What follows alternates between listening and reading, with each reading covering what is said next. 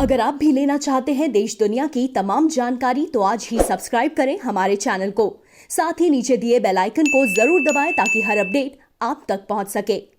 नमस्कार, आप देख रहे हैं प्रभा साक्षी और मैं हूं आपके साथ रेणु तिवारी। ये हमारा एजुकेशन से रिलेटेड प्रोग्राम है ऊंची उड़ान, जिसमें आज हम बात करने जा रहे हैं कि अगर आप पायलट बनना चाहते हैं तो आप कैसे बन सकते हैं। पायलट की नौकरी आजकल सभी युवाओं को सबसे ज़्यादा पसंद है। इसकी वजह यह भी है कि इस क्षेत्र में न केवल खूब पैसा है बल्कि रोमांच भी भरपूर है।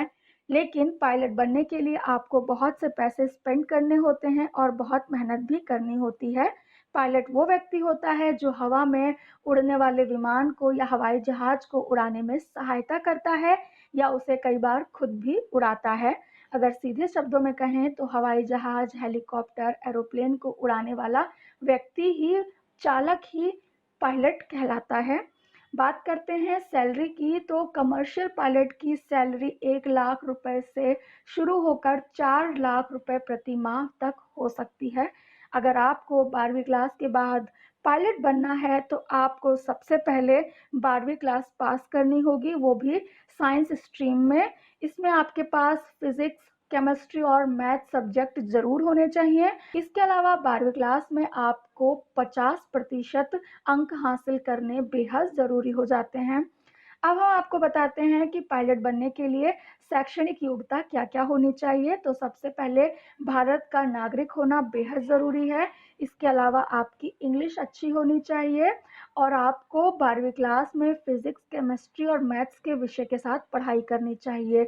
यानी कि आप अगर 10वीं के बाद साइंस स्ट्रीम लेते हैं तो ये जान लें कि फिज़िक्स, केमिस्ट्री और मैथ्स आपके सब्जेक्ट ज़रूर होने चाहिए। और इसके बाद आप 12वीं क्लास पास करने के बाद आपके 50% अंक भी बेहद ज़रूरी हो जाते हैं। इसके अलावा आपको इंग्लिश के साथ साथ हिंदी भाषा पर भी अच्छी पकड़ होनी चाहिए और आप शारीरिक और मानसिक रूप से पूरी तरह से स्वस्थ होने चाहिए। आपकी उम्र 17 वर्ष से कम नहीं होनी चाहिए। इसके अलावा आपकी जो आइज़ है वो बहुत स्ट्रॉन्ग होनी चाहिए। आपकी नज़र बेहद ज़रूरी होती है पायलट बनने के लिए। इसके अलावा जो है 5 फीट आपकी हाइट होनी चाहिए, इससे कम हाइट स्वीकार नहीं की जाती है। बनने के लिए आपको 3 तरह के लाइसेंस की ज़रूरत होती है। सबसे पहला लाइसेंस होता है एसपीएल यानी कि स्टूडेंट पायलट लाइसेंस। उसके बाद आपको हासिल करना होता है पीपीएल यानी कि प्राइवेट पायलट लाइसेंस। उसके बाद आखिर में आपको सीपीएल की ज़रूरत होती है यानी कि कमर्शियल पायलट लाइसेंस। ये 3 प्रकार के लाइसेंस होते हैं।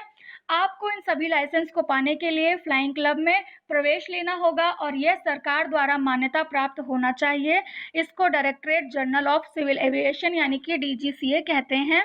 इसमें कुछ विषय में एग्ज़ाम क्लियर करने होते हैं। इसके बाद आपको एसपीएल का सर्टिफिकेट मिलता है। आपको इसके बाद पीपीएल सर्टिफिकेट को प्राप्त करना होगा।